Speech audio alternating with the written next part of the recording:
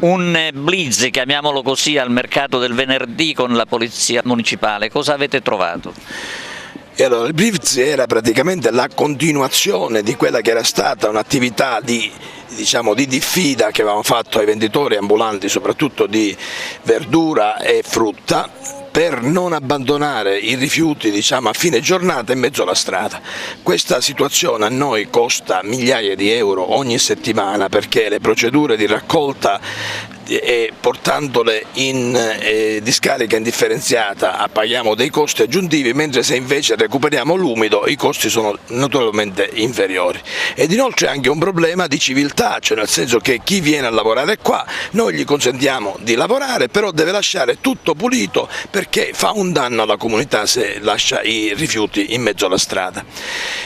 Abbiamo trovato una situazione nella quale c'erano dei rifiuti già depositati accanto alle varie bancarelle o ai motocarri.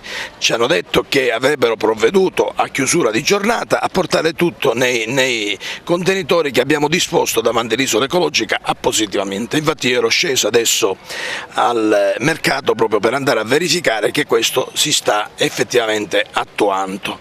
In questo modo noi riusciremo a recuperare qualcosa come 2-3 mila euro per settimana, per quanto riguarda i risparmi che realizziamo, ma soprattutto diamo anche una spinta alla differenziata, perché questo significa punti in più rispetto a quella che è la percentuale differenziata. Quindi non ci sono state sanzioni, non avete trovato criticità?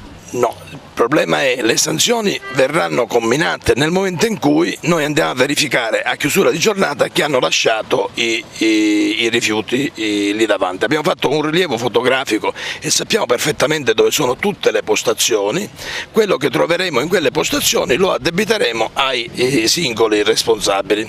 Quindi sapremo l'esito lunedì? Sì, sicuramente.